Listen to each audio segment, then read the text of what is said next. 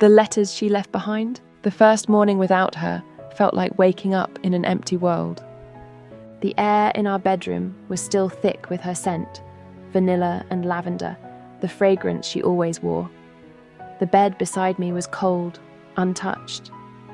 The soft hum of the city outside felt distant, muted, like my mind refused to fully register the world without her in it. I rolled onto my side, staring at the ceiling. She was gone.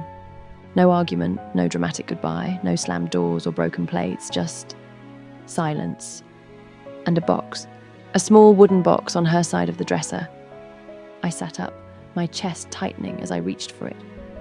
The wood was smooth and warm, like she had just held it hours ago. The moment I lifted the lid, my breath caught in my throat. Inside were letters, neatly stacked, each one sealed in an envelope with my name written on the front. Daniel. My fingers trembled as I picked up the first one. It wasn't dated, but I knew. She must have written this long before she left. I took a deep breath and unfolded the paper. Her handwriting was delicate, flowing, just like her. If you're reading this, it means I'm gone. And if you're wondering why I didn't wake you up to say goodbye, it's because I knew you wouldn't let me go. A lump formed in my throat. My fingers clenched around the paper. She was right. I would have begged. I would have held on to her, convinced her to stay. But she hadn't given me that chance. Instead, she left behind words. Words that were about to change everything. The beginning of the end. I met Sarah 7 years ago on a rainy afternoon in a coffee shop. I was late for a meeting, my suit damp from the unexpected downpour, and she was sitting by the window, sketching something in a notebook. Our eyes met, and she smiled. That was it. That was the moment. In that single glance, my entire world shifted. Sarah had this way of making you feel like you belonged, like even the ugliest parts of you weren't so ugly in her eyes. She laughed easily, loved fearlessly, and saw beauty in things most people overlooked. I fell hard. We were inseparable from the beginning. Within a year, we moved in together. By the second year, we were married. And for the longest time, I believed that was enough, that love was enough. But love doesn't erase reality. It doesn't fix the parts of you that refuse to be healed. And no matter how much you love someone, sometimes it still isn't enough to make them stay. The cracks we ignored. The first time Sarah told me she was unhappy, I didn't believe her. I thought she was just stressed. Work had been overwhelming for both of us. Long hours, sleepless nights. I promised her things would get better, but they didn't. I got promoted, which meant even longer hours. Sarah's job as an illustrator gave her more flexibility, but she spent most nights waiting for me to come home. And when I did, I was too exhausted to talk, too tired to notice the way she was slowly slipping away. I should have seen it. The way her smiles became smaller, the way her laughter faded, the way she stopped reaching for me at night. But I ignored it, because deep down I believed she would always be there, that no matter how distant I became, no matter how many times I forgot to say I love you before leaving for work, she would wait for me until the night she didn't, the night she left. I came home late, again. The apartment was dark, except for the dim glow of the kitchen light. I called her name, expecting her to be in bed. No answer. I walked into the bedroom, my heart beating a little faster. Her closet door was open. Half her clothes were missing. The drawers were partially emptied. The books she always kept on her nightstand were gone. That's when I noticed the box. Sitting on the bed, waiting for me. I didn't open it that night. I couldn't.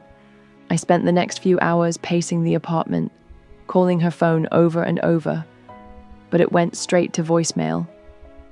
By morning, I knew she wasn't coming back, but I still refused to open the letters. Not yet, because a part of me was afraid of what they would say, afraid of the truth I had ignored for too long. The first letter.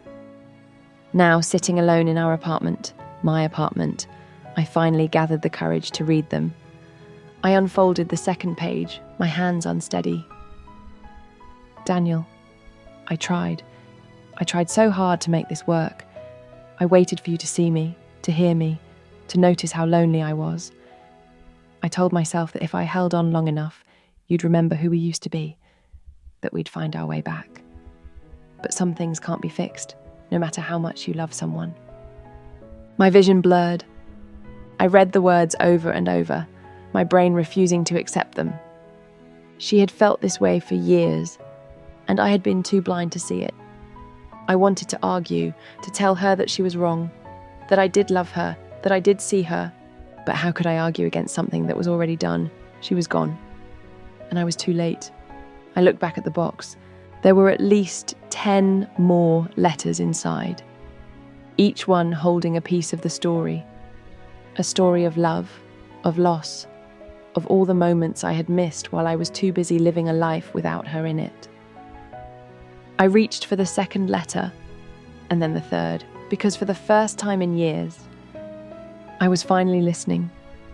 I spent the entire night reading, letter after letter, page after page. Each one was a mirror, showing me the version of myself I had refused to see.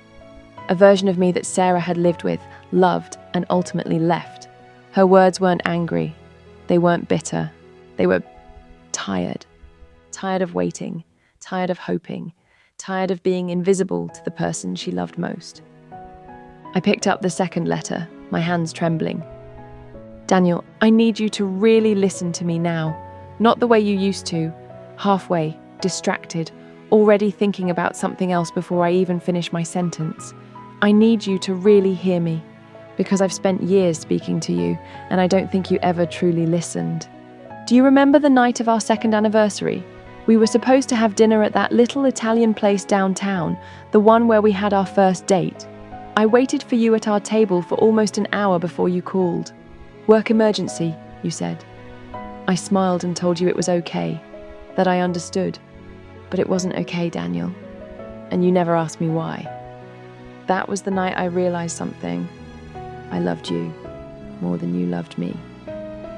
I clenched my jaw, my chest tightening. I remembered that night.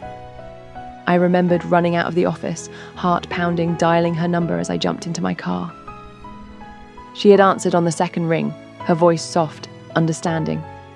I told her I was sorry, that I'd make it up to her. And she had laughed, like it wasn't a big deal, like it wasn't another crack in something that was already breaking. But it was, and I had missed it. I squeezed my eyes shut, gripping the letter so hard my knuckles turned white. The memories I ignored. As I read through the next few letters, the memories started flooding back.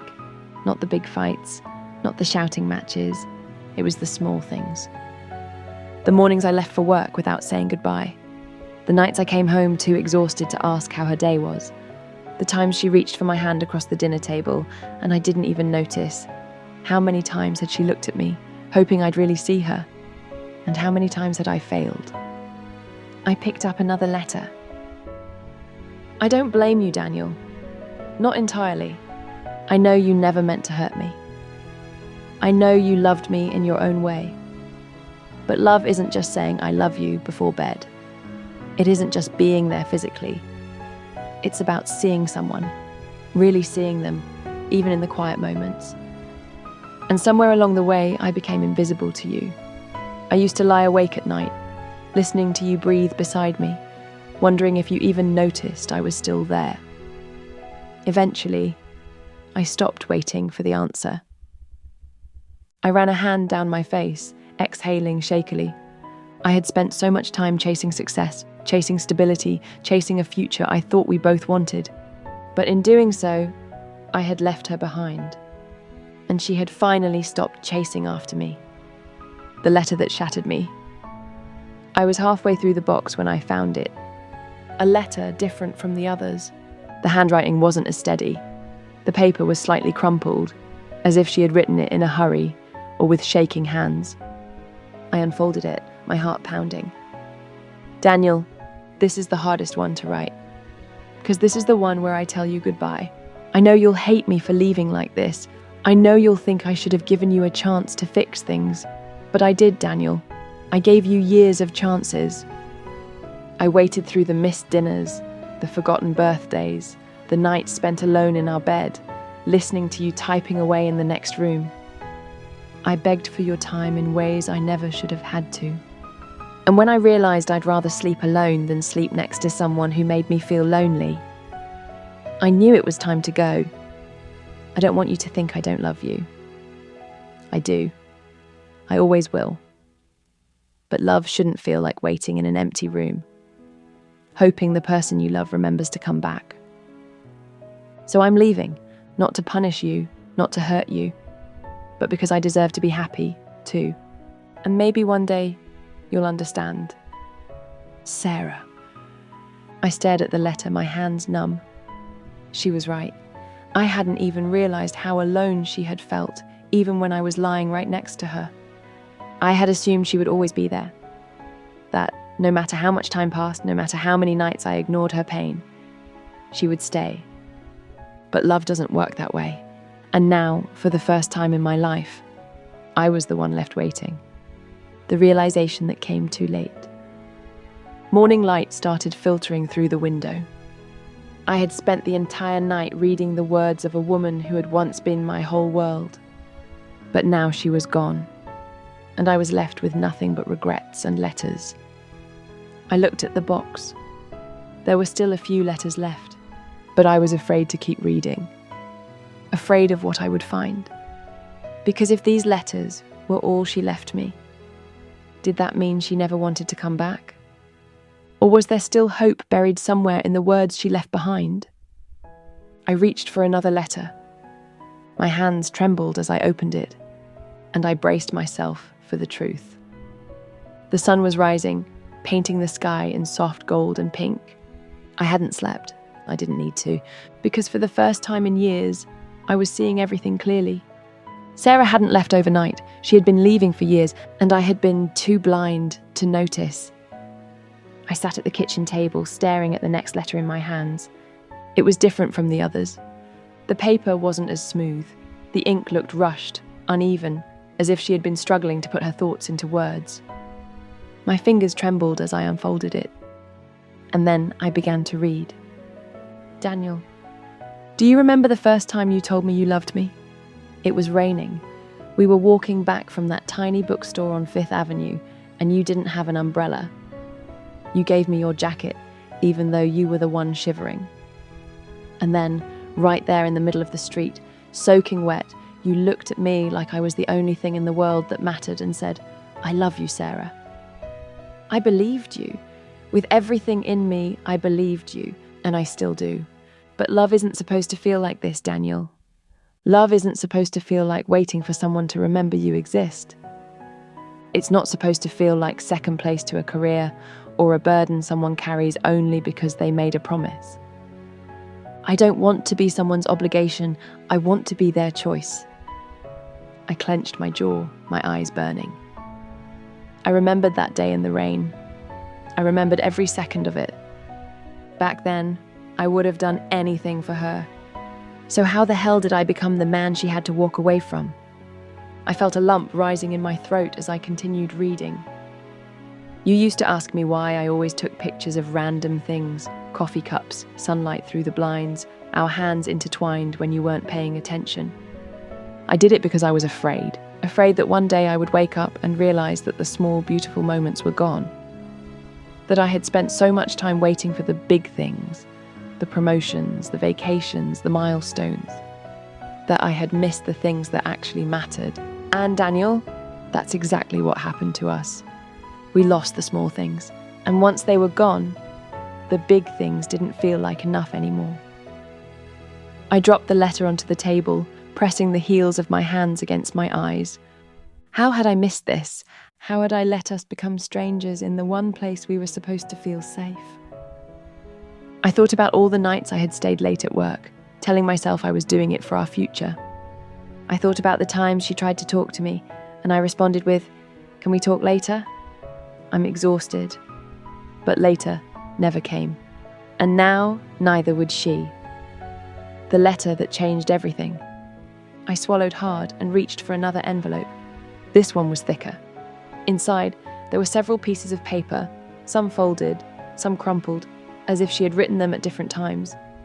I unfolded the first page. Daniel, I wrote this letter months ago. Then I rewrote it. Then I threw it away. And then I wrote it again. Because no matter how many times I try, I don't know how to say goodbye to you. I wanted to stay. I swear I did. But staying would have meant losing myself. And I don't think I should have to choose between loving you and loving myself. So this is my final letter. I gritted my teeth, forcing myself to keep going. I know you think I left because I stopped loving you, but that's not true. The truth is, I left because I still love you. And if I had stayed, I would have spent the rest of my life resenting you for not loving me the way I needed to be loved. I inhaled sharply, my chest aching like someone had just driven a knife through it. She had loved me, even when she packed her bags, even when she walked out the door. She had loved me, but she couldn't stay. Because love without effort isn't enough. Because love without being seen isn't enough. Because I wasn't enough. And she had finally stopped waiting for me to realize it. The moment I realized, it was too late. The last page of the letter was different. The ink was smudged, as if she had been crying when she wrote it. I forced myself to keep reading. I hope you understand one day. I hope you find all the small things you let slip away. I hope you never have to feel the kind of loneliness I felt when you were right next to me. But most of all, Daniel, I hope you don't spend the rest of your life regretting the love you lost. Because I already spent enough time grieving it for both of us. Goodbye, Daniel. That was it, the final letter. No promises to come back, no lingering hope, just a love that once was, and a goodbye that was long overdue. I set the letter down, staring at the empty chair across from me. For years, I had assumed Sarah would always be there, that no matter how many times I failed her, she would keep waiting. But love doesn't work like that. And now, for the first time, I truly understood what I had lost. Not just Sarah, but every small, quiet, beautiful moment I had ignored. Moments that would never come back. The last thing she left me. I glanced back at the wooden box. There was something else inside, a small old Polaroid. I picked it up carefully, my breath catching in my throat. It was a picture of us. From years ago, she had taken it without me noticing, my arm around her shoulders, her smile bright and free. And on the back, she had written 5 words. 5 words that shattered me more than anything else. We were happy once, Daniel.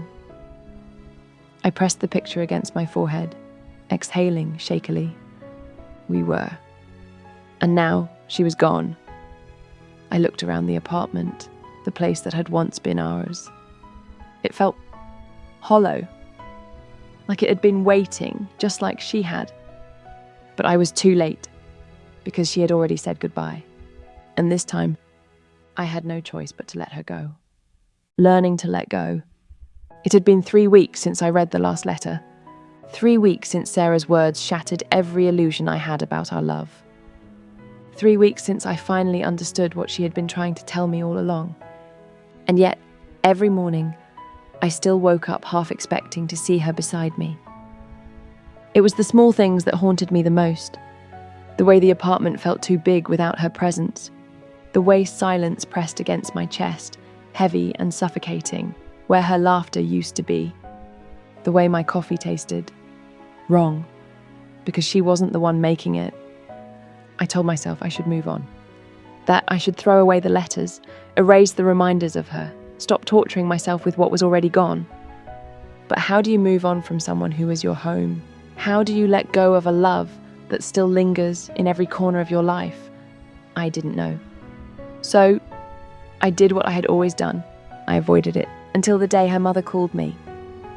One last goodbye. I hadn't spoken to Mrs. Carter since the divorce.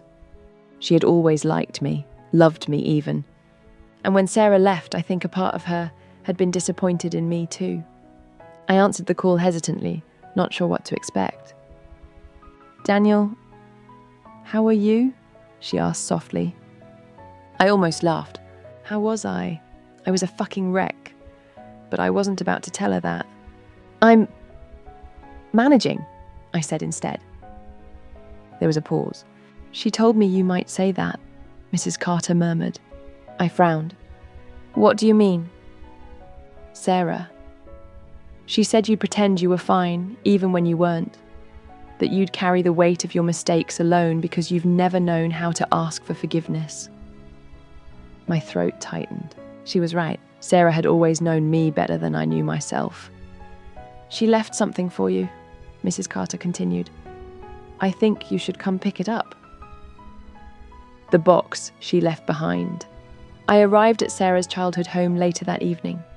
The house looked the same, warm, inviting, filled with memories of a girl who once loved me more than anything. Mrs. Carter greeted me with a sad smile before leading me to Sarah's old bedroom. Everything was exactly as she had left it. The walls were still covered in her sketches. The bed still had that stupid stuffed bear I had won for her at a carnival years ago. And on her desk, there was another box, smaller than the one she had left in our apartment. Mrs. Carter stepped back. "She wanted you to have this." I hesitated before lifting the lid. Inside were more letters, but these weren't written for me. These were letters she had written to herself. Journals, notes, pieces of her heart that she had never shared. I picked one up and began reading. "Today, I told Daniel that I was okay, but I'm not. I don't know if he sees it. I don't think he does." My fingers clenched around the paper. I grabbed another one. I stayed up late again, waiting for him to come home. He barely looked at me before going straight to bed. I don't know why I still hope things will change. Maybe I just don't want to admit that I already know the answer. Another. "I love him. God, I love him. But love isn't supposed to hurt like this." I swallowed hard, forcing myself to keep reading. This wasn't just a goodbye. This was her pain, laid bare for me to finally see.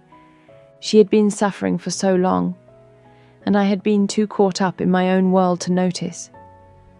She had begged for my attention in silence, and I had failed her. And yet, she had never stopped loving me. I ran a hand through my hair, exhaling shakily. "Why did she leave these for me?" I asked, my voice barely above a whisper. Mrs. Carter sat beside me, her expression soft but firm. "Because she didn't want you to hate her for leaving. She wanted you to understand, to forgive her, and maybe..." She hesitated. "Maybe she wanted you to forgive yourself too." The weight of regret. Forgive myself. Could I? Could I ever truly forgive myself for losing the best thing that had ever happened to me? I wasn't sure. But as I sat there, surrounded by the words she had never spoken, I realized something. Sarah hadn't left because she wanted to. She had left because she had no other choice. She had left to save herself from the loneliness that I refused to see.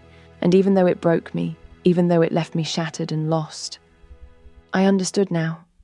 For the first time, I truly understood. And I knew what I had to do. Letting her go. The next morning, I packed a bag. I didn't know where I was going. I just knew that I couldn't stay here anymore. Sarah had moved on. And if I truly loved her, if I truly wanted to honor everything we had shared, I had to move on too. I took one last look at our apartment before locking the door behind me. The letters stayed behind. I had read them all. I had learned everything I needed to learn, and now it was time to let her memory rest. Because love isn't just about holding on. Sometimes the greatest act of love is knowing when to let go. And so I did. I stepped into the sunlight, breathing in the crisp morning air. And for the first time in a long, long time, I felt free.